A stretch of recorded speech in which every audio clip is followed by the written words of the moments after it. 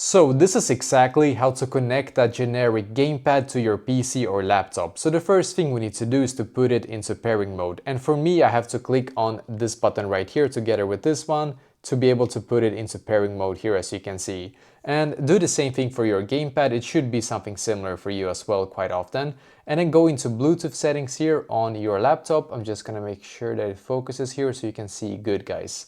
So yep, now I'm just going to click on add device here and click on Bluetooth.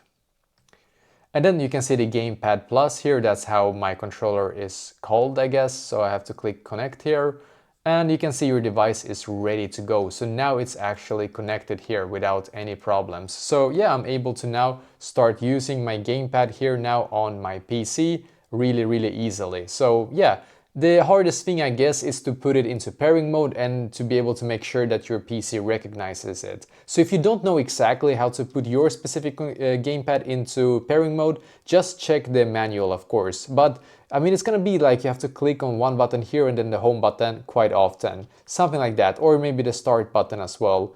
And sometimes you will have like a little button here that you have to click on to be able to put it into pairing mode. But double check for you and hopefully you will be able to connect it here as well.